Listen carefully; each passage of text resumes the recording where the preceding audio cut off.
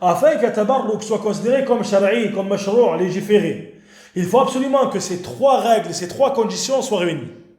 Al-awwal, أن تلتمس البركة من شيء ثابت شرعا أن فيه بركة. Premièrement, il faut absolument que la personne recherche la baraka à travers quelque chose dont il a été affirmé dans la législation, dans la sharia, qu'il y a une forme de baraka à travers cette chose-là. Donc nous avons la preuve claire qu'il y a à travers cette chose-là une forme de baraka. الضابط الثاني أن يكون التبرك وفق ما ثبت في الشرع. فالدليل من الشرع يطلب في هذا الشيء وكذلك في الكيفية التي تلتمس فيه البركة. فهذا هو الفرق بين الثاني والأول، يعني في الكيفية. Deuxièmement, il faut absolument que la manière dont la personne recherche la baraka à travers cette chose-là, qu'elle le fasse de manière conforme à ce qui a été affirmé dans la législation. C'est-à-dire, et ça c'est la différence entre les deux points que nous mentionnons. Il faut impérativement que la preuve, qu'il y ait la preuve dans la législation qu'à travers cette chose, on peut rechercher la baraka à travers cette chose-là, ça revient au premier point que nous avons cité. Mais il faut également que la manière dont la personne recherche la baraka à travers cette chose-là, que ceci soit en concordance avec ce qui a été légiféré. Donc dans ce deuxième point, on parle de kayfiyya, c'est-à-dire le fait de prétendre que dans telle chose, on va citer des exemples afin de comprendre cette question-là. Le fait de comprendre que telle chose, que dans telle chose, il y a une forme de baraka, le fait d'affirmer que dans tel acte, il est permis de rechercher la baraka à travers telle chose ou tel endroit ou autre, il faut que la manière dont on cherche la baraka à travers cette chose-là, que ceci soit fait d'une manière conforme à ce qui a été révélé dans la législation d'Allah tabaraka wa ta'ala. Al-amr al-thalith, أن يكون التماس البركة على جهة السببية، بمعنى أن هذه البركة يمنحها الله تبارك وتعالى ويتفضل الله بها إذا شاء على من شاء. Troisièmement, il faut absolument que la personne recherche la baraka à travers cette chose en ayant pour croyance, en ayant pour aqida que cette chose est simplement une cause. Et que celui qui accorde cette baraka à travers cette chose, c'est-à-dire dont nous avons la preuve qu'il est permis de chercher la baraka à travers cette chose, et d'une manière conforme à la législation d'Allah Ta'ala, il faut que la personne pense et que la personne ait pour croyance simplement que c'est simplement une cause. C'est-à-dire que cette chose est simplement une cause. Et que celui qui accorde la baraka, c'est Allah Tabaraka wa Ta'ala. Que celui qui accorde cette baraka, c'est Allah Ta'ala lui seul. Il l'accorde, subhanahu, lorsqu'il le veut et à qui il veut. Donc cette chose est simplement une cause. Lorsque ces trois conditions sont réunies, il n'y a pas de mal, incha'Allah ta'ala. وهذه الضوابط هي ضوابط التبرك المشروع. Ces règles que nous avons citées sont les règles dont il faut absolument qu'elles soient présentes afin qu'un tabarruk soit légiféré. Afin qu'un tabarruk, le fait de chercher la baraka, soit légiféré. أما الممنوع فهو الذي فقد أحد الأمور السابقة.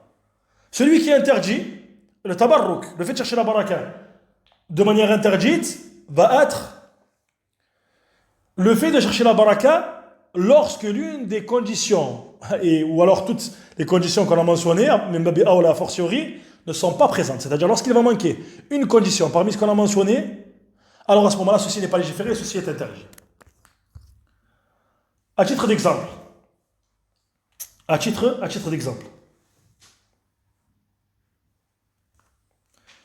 أن يلتمس البركة مما لم يثبت شرعا أن فيه بركة. مثلا يتمسح بأبواب المسجد النبوي وغير ذلك فليس فيه دليل، ليس في الشرع دليل على ذلك. Par exemple, on va citer l'exemple où il va avoir une condition qui ne va pas être présente, et c'est le fait qu'il n'y a pas de preuve d'un point de vue shari'i qu'il y a que l'on recherche la baraka à travers cette chose-là. Donc c'est la première condition qui va manquer. Le fait que la personne, par exemple, va chercher la baraka à travers les portes de Masjid al-Nabawi. Il va par exemple s'essuyer, il va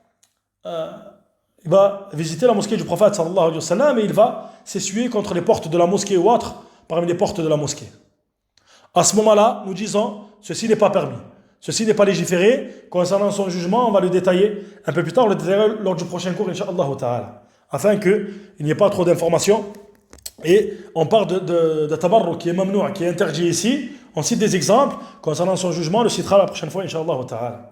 Donc, le fait que la personne recherche la baraka à travers les portes de Masjid al-Nabawi, il n'y a aucune preuve, ni dans le Coran ni dans la Sunna, qu'il y a une baraka à travers les portes de Masjid al-Nabawi, par exemple. Bien qu'à Masjid al-Nabawi, l'adoration, la prière dans le Masjid al-Nabawi n'est pas comme la prière en dehors de Masjid al-Nabawi. Il y a une forme de baraka dans la prière, dans le fait d'accomplir la prière dans le Masjid al-Nabawi ou dans le Masjid al-Haram ou le Masjid al-Aqsa, qu'Allah la rende aux musulmans. Il y a bien évidemment une forme de baraka dans le fait de prier cette prière dans ces endroits légiférés.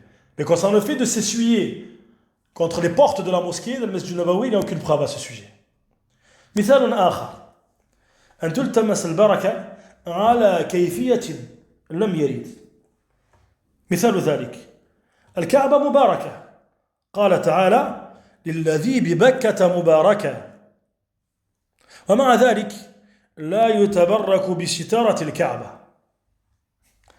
Deuxième exemple, la Kaaba, il y a une baraka au sujet de la Kaaba, au sujet de Masjid al-Haram, comme on a dit.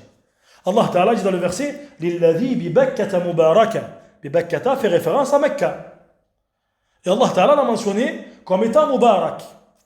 Cependant, la personne va rechercher la baraka d'une manière dont il n'a pas été légiféré, qu'il est permis de chercher la baraka de cette manière-là. Et ici, c'est la deuxième condition qui va manquer. Par exemple, une personne va effectuer le hajj, va effectuer l'umrah, et il va vouloir s'essuyer contre les rideaux de la Kaaba, disant que Allah Ta'ala a rappelé. Par exemple, le fait que Al-Kaaba et le fait que Mecca, que fait qu'Al Masjid al-Haram, qui a un mérite, il a appelé, subhanahu wa ta'ala, il a mentionné que Mecca était Mubarak. Donc on a une preuve d'un point de vue shari. Cependant, la condition qui va manquer ici, c'est quoi? C'est le fait que la personne va chercher la baraka d'une manière dont il n'est pas permis de chercher la baraka, car cette manière-là n'a pas été rapportée ni dans le Coran ni dans la Sunna. Donc on rentre dans le type de tabarruk qui est mamnou', qui est interdit. Bien qu'il y ait une baraka dans cet endroit-là, cependant, bien évidemment, il n'est pas légiféré de le faire de cette manière-là. Donc ça, c'est ce qu'on appelle le tabarruk al-mamnou'. Donc une fois que tu as compris ceci, une fois que tu as compris ces règles qu'il incombe de respecter, tu comprends donc que le fait de chercher la baraka à travers quelque chose ne doit être effectué qu'avec les conditions que nous avons citées précédemment. Le fait qu'il ait été affirmé dans la législation qu'il y a une baraka à travers cette chose, à travers laquelle on recherche la baraka, le fait qu'on le fasse de manière conforme, c'est-à-dire fil kayfiyya, de la manière de le faire, de manière conforme à ce qui a été rapporté dans la législation. Et la troisième chose, c'est le fait que la personne ait pour croyance que ceci est simplement une cause, c'est-à-dire que la baraka provient d'Allah tabaraka wa ta'ala.